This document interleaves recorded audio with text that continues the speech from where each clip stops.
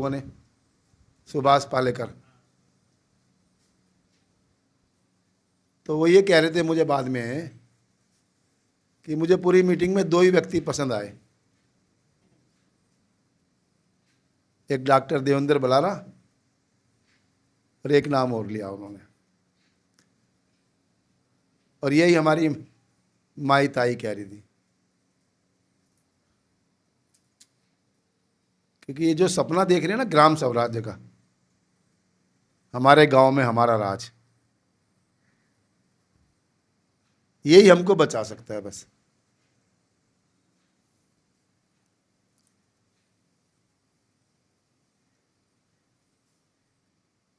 क्योंकि नहीं तो आज की स्थिति ये बन चुकी, जो मेरी समझ है, हर पढ़ा लिखा आदमी या तो दलाल बनेगा या गुलाम बनेगा। जो जितना ज्यादा पढ़ा लिखा उतना बड़ा दलाल, उतना बड़ा गुलाम। गुलाम माने या तो नौकरी करेगा कॉरपोरेट की, या उसका माल बेचेगा। और ये ऐसा चक्रव्यूह है, ऐसा चक्रव्यूह है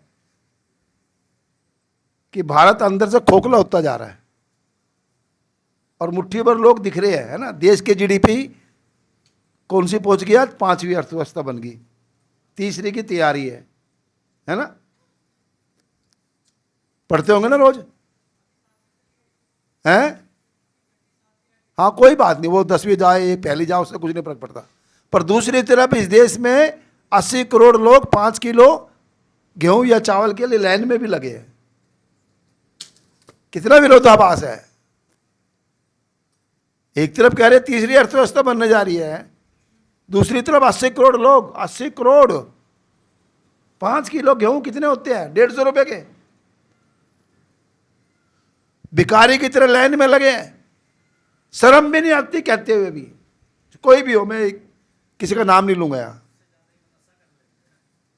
मैं वही कह रहा हूं, 150 रुपये होते क्या है, एक दिन की मजदूरियां 400-500 रुपये मिल जाती है।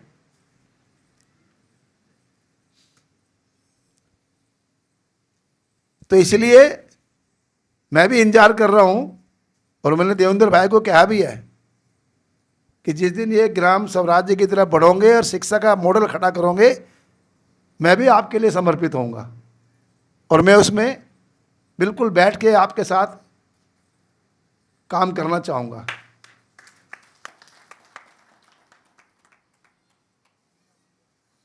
अब वो हरियाणा से शुरू करें, पंजाब से शुरू करें या कहीं और से शुरू करें, मुझे उसमें कुछ नहीं फर्क पड़ता। मेरा परिचय यह है, मैं इस देश को जिले वाइज घूमा हूं। बाबा आमटे के साथ सबसे पहले मैंने साइकिल मार्च किया, कन्याकुमारी से श्रीनगर तक और ईटानगर से लेकर द्वारका तक, 125 युवा थे हम, पूरा साइकिल मार्च किया। इस देश को बहुत करीब से समझा।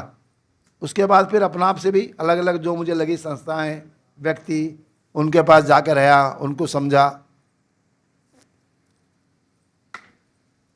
और मैं एक राजीव दीक्षित का नाम आप लोगों ने सुना होगा, कुछ लोगों ने, है ना। हमने बचाया था आज़ादी बचाओ आंदोलन, जो बहुराष्ट्रीय कंपनी के खिलाफ लड़ाई लड़ी, जिसने पहली बार इस देश में बहुराष्ट्रीय कंपनी के खिलाफ जन जागरण किया। तो उस आंदोलन में ही इलाहाबाद के एक कॉलेज में राजीव दीक्षित जी मिले थे हमें, जब वहाँ हम गए थे, तो वहीं से फिर वो आज़ादी बचाओ आंदोलन का हिस्सा बन गए थे। और फिर उन्होंने पूरा जीवन बहुराष्ट्रीय कंपनी के जन जागरण में लगाया। फिर हमने उस काम को आगे बढ़ाया, और फिर वास्तव में ठीक कह रहे देवेंद्र भाई, अभी उस काम को देश के कोने कोने तक फैला रहे हैं, ले जा रहे हैं। और वो सपना था जो राजीव का, कि भारत को भारत बनाना, उसको पूरा करने की कोशिश कर रहे हैं। और ये बात सच है, मैं घूमता रहता हूं पूरे देश में। डॉक्टर देवेंद्र बलारा को तकरीबन आज हर जिले में कई सौ लोग जानते हैं, क्योंकि वीडियो का आज ऐसा युग है जैसे ककरोच जनता पार्टी आई, 4 दिन में पूरे देश में दुनिया में छा गई ना, छा गई। तो ये मीडिया का आज इतना चमत्कार है, 1 से 2, 2 से 4, 4 से 8, 8 से 16, 16 से 32, ये बहुत गति से बढ़ता है।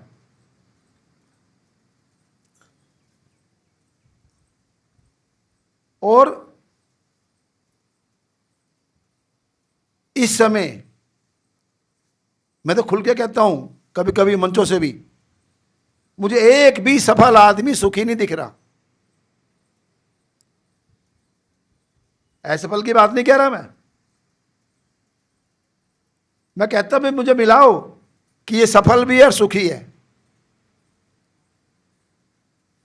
जिस सफलता की तरफ हम भाग रहे उसमें एक भी सफल आदमी सुखी नहीं दिख रहा, क्योंकि वो प्रकृति का दुश्मन बन गया, क्योंकि वो समाज का दुश्मन बन गया, क्योंकि वो परिवार का दुश्मन बन गया, और क्योंकि वो अपना भी दुश्मन बन गया।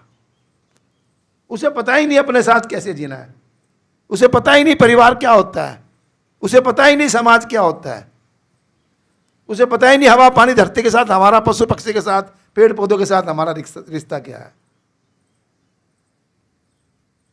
पता ही नहीं। और शायद आपको भी महसूस नहीं हो रहा हो, ये जो काम हो रहा ना, ये परिवार और समाज को जिंदा करने का काम हो रहा है ना। ये क्या जरूरत है इंश्योरेंस की हमें? ये कंपनियां पल रही है, जैसे क्या कि हम 100 लोग हैं, हमारी आपस में मित्रता है, आपस में विश्वास है, किसी का कोई बीमार पड़ गया आपस में फटाफट भेज दो पैसे, आजकल तो ऑनलाइन कोई दिक्कत ही नहीं है। हम कंपनियों पे विश्वास कर सकते तो आपस में विश्वास क्यों नहीं कर सकते? 1 लाख लोगों का समाज जिस दिन बन जाएगा, आप कल्पना करो कि क्या चमत्कार होएगा। 1 लाख तो बहुत बड़ी बात है, मैं तो कह रहा हूं 1000 लोगों का भी समाज जिस दिन बन जाएगा, समाज जिंदा होएगा तो देश बचेगा, परिवार बचेगा, प्रकृति बचेगी, जल जंगल जमीन बचेगी। आज आदमी को अकेला खड़ा कर दिया पढ़ा लिखा के, यहां रह रहा अच्छे भले गांव में, यहां रह रहा अपने कस्बे में, जा बेटे पढ़ लिख कर जा, एक बेंगलोर जा, एक हैदराबाद जा, एक वाशिंगटन जा, एक कहीं और जा, कोई नहीं वहां अपना।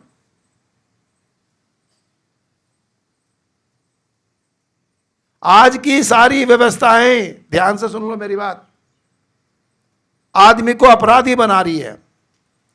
आज की शिक्षा व्यवस्था, आज की अर्थव्यवस्था, ये जीडीपी का खेल, आज की न्याय व्यवस्था, आज की चिकित्सा व्यवस्था, आज की चुनाव व्यवस्था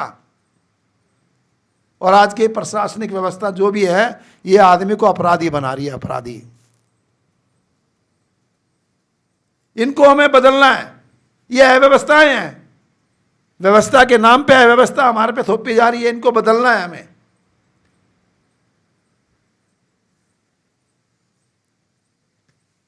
हर पढ़ा लिखा आदमी अपराधी बनने के लिए मजबूर है। मेरे सामने कोई भी आके बैठ जाओ, ये बात मैंने आईएम से लेके हैदराबाद, ये अहमदाबाद और पूरे देश के कई कोनों में कहता हूं, रोज कहता हूं, कोई दिक्कत नहीं मुझे।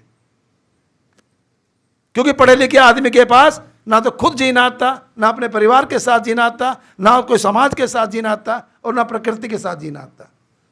मैं पूछता हूं पढ़ लिख कर करेगा क्या?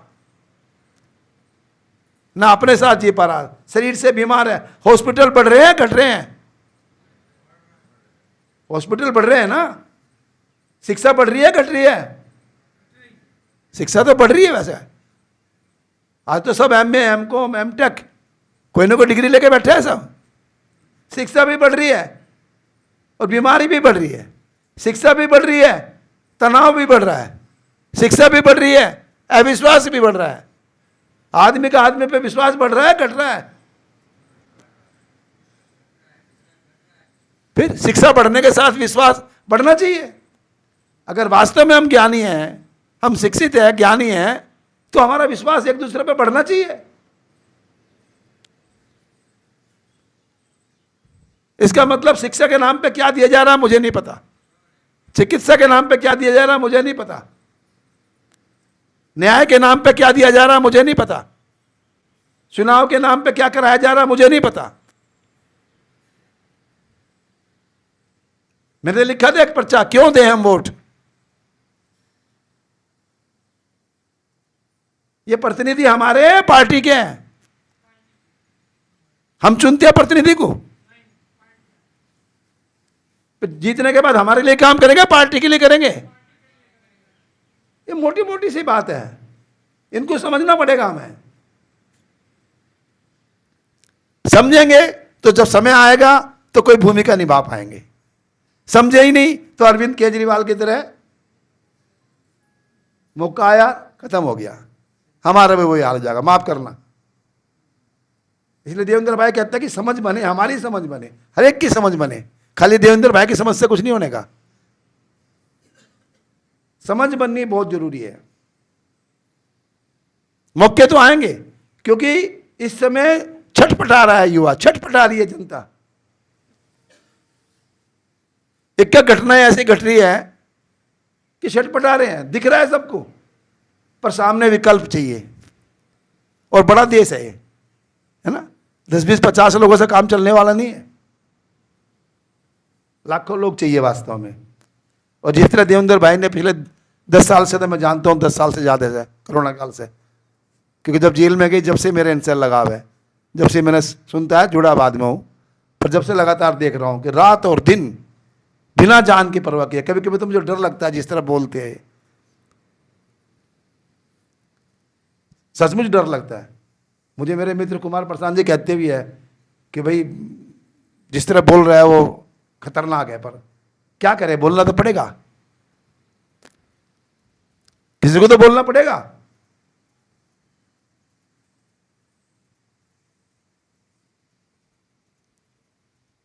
मतलब इतना इतना सत्यानाश करते हैं कोई। इस समय दुनिया में साधनों का अभाव नहीं है, एक बात समझ लो, इस समय दुनिया में साधनों का अभाव नहीं है, जितनी हमें जरूरतें हैं उससे 6 गुना फालतू है। और अब तो ऐसे ऐसे चमत्कार कर दिए कि बटन दबाओ चीज हाजिर। अब अभाव है प्लानिंग का, व्यवस्थाओं का। ऐसी व्यवस्था बने जिसमें हर व्यक्ति को सम्मान के साथ रोटी कपड़ा मकान शिक्षा चिकित्सा और जीने का अधिकार मिले। और ऐसी व्यवस्था बन सकती है आज, कोई बड़ी बात नहीं। इसमें एक ही बात है, मैं एक ही बात कहूँगा, हर आदमी को ये मालूम होना चाहिए कि मेरी आवश्यकता क्या है, मुझे पाना क्या है। मेरी आवश्यकता क्या है और मुझे पाना क्या है। और जो मेरी आवश्यकता है, जो मुझे पाना है, वो हर व्यक्ति की आवश्यकता है, हर व्यक्ति को पाना है।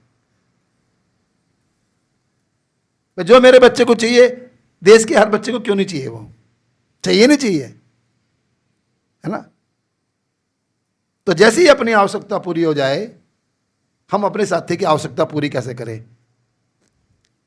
यह है समाज का पूरा रूप। पहले अपनी आवश्यकता पहचान लो, अगर कमी है तो उसकी पूर्ति कर लो।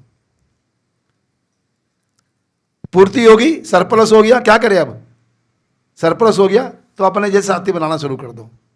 मैंने तो यही कर रहा हूं मैं तो। और जो ऐसा करता है उसके पास जिंदगी में कभी अभाव नहीं रहता। मैं अपने जीवन के अनुभव से कह रहा हूं, कोई अभाव नहीं रहता। पर जिसको यही नहीं पता कि मेरी आवश्यकता क्या है, उसकी कभी पूर्ति होएगी? जिसको ये नहीं पता कि मेरी आवश्यकता क्या, कभी पूर्ति होएगी? नहीं हो सकती, हमेशा शोषण करेगा। आज 1 करोड़ जब कम, 100 करोड़ जब कम, 1000 करोड़ जब कम। मैं कभी कभी कहता हूं, रावण का नाम सुना है? रावण को जानते हो, है ना। दिल्ली में, हमारे हरियाणा, उधर उत्तर प्रदेश में रामलीला खेलते हैं और फिर 10वें दिन उसको फूंकते हैं, रावण को जलाते हैं, है ना। आज की जो अर्थव्यवस्था है वो हर एक को रावण बनाना चाहती है, हर एक को रावण बनाने के लाइन में खड़ा कर दिया। एक रावण को तो हम जला रहे हैं, अब सब रावण को बनाने के लाइन में खड़ा कर दिया। सोने का भाव 150 रुपये तोला, अरे कोई खरीदो ही नहीं 1 तोला भी, 1 तोला का 1 इंच ना खरीदो। ये क्या करेगा सोना, क्या करेंगे, खाएंगे सोने को? तो ये दौड़ है, पागल दौड़, जिसको पता ही नहीं कितना चाहिए, है ना। हर एक कोई रावण बनना चाह रहा है आज की अव्यवस्था में। तो रावण बनेंगे तो क्या करेंगे? गांव वालों को चुस्सेंगे, मेहनत कश को चुस्सेंगे, उसका खून पिएंगे, जब भी तो बनेंगे ना सोने की लंका। आज मुट्ठी भर लोग इस देश में जो एक कॉरपोरेट खड़े हो गए, ये किसकी मेहनत पे खड़े हैं? मेहनत करने वालों की, गांव वालों की। तो ये सारा चक्र को समझना पड़ेगा, अव्यवस्थाओं को समझना पड़ेगा, और हमें व्यवस्था कैसे बनेगी, व्यवस्था की तरफ हम कैसे बढ़ेंगे, उसकी तरफ कदम बढ़ाना पड़ेगा। इस समय दुनिया भर में एक हलचल है, अव्यवस्थाओं के कारण जबरदस्त आक्रोश है पूरी दुनिया में। भारत में भी वही अपनाया जा रहा है। जितने भी शासक है ना, वो दबरे दबारे, दबरे दबारे, कोई किससे दब रहा, कोई किसी को दबा रहा। ये दबने दबाने का खेल खत्म करो, एक दूसरे को ऊपर उठाने का खेल शुरू करो।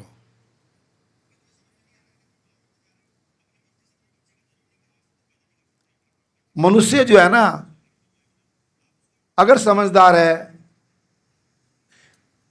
तो बहुत प्यारा है,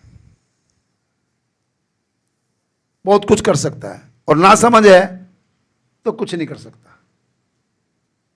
सवाल खड़े करो, अपने अंदर भी सवाल खड़े करो, विचारो कि व्यवस्थाएं क्या कर रही है। मैं तो कभी कभी ऐसी बात करता हूं जाके, भाई हम वोट देखने जाते हैं, भीड़ लगाते हैं, हम इनको चुनते क्यों हैं, हम इनको वोट देते क्यों हैं, क्या मिलता है इससे? ना हमारे प्रतिनिधि, अब देखो ना, जीतने के बाद जितने टीएमसी से, जितने शिवसेना से, जितने उससे हैं, और जाके दूसरी पार्टी में मिल गए, दोबारा फिर खड़े होंगे, दोबारा फिर हम इनको वोट देंगे। इनको जूते मारने चाहिए, पर सब भूल जाते हैं। तो ये जो समाज बन रहा है, ये जो एक बड़ा परिवार बन रहा है, ये आपके जीवन में भी, समाज के जीवन में भी, और पूरी दुनिया के लिए भी एक आशा की किरण पैदा हो, ये मैं आशा करता हूं। और निश्चित समय की मांग है, अगर हम समझदारी के साथ एक कदम भी आगे बढ़ाएंगे, और जिस दिन ये 1 लाख लोगों का परिवार बन गया है ना, तो दूसरा भी सोचेगा, क्योंकि गलत तो हम है नहीं, गलत हम काम नहीं कर रहे, हम सही काम कर रहे। और गलत का हमारे ऊपर करेगा तो हमारे पीछे 1 लाख लोग हैं, हमारे पीछे 10 लाख लोग हैं, हमारे पीछे 10 करोड़ लोग हैं, धीरे धीरे बढ़ेंगे। तो आगे आने वाले समय में जब देवेंद्र भाई व्यवस्थाओं के ऊपर काम करेंगे, मैं तो उसका इंतजार कर रहा हूँ, है ना, तो उसमें जिसके पास जो सामर्थ्य है, जिसके पास जो गुण है, जिसके पास जो योग्यता है, क्षमता है, पात्रता है, वो अपनी अपनी भूमिका को उसमें निभाना कोई बड़ी बात नहीं, आजकल तो यहाँ बैठ के भी निभा सकते हैं। इसी के साथ मैं उम्मीद कर रहा हूँ कि ये जो छोटा सा काफिला देवेंद्र भाई ने शुरू किया,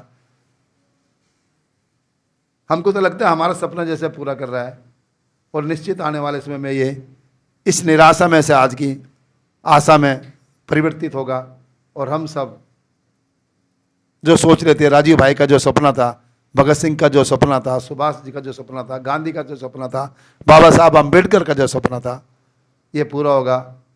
इस आशा के साथ सबको नमस्कार।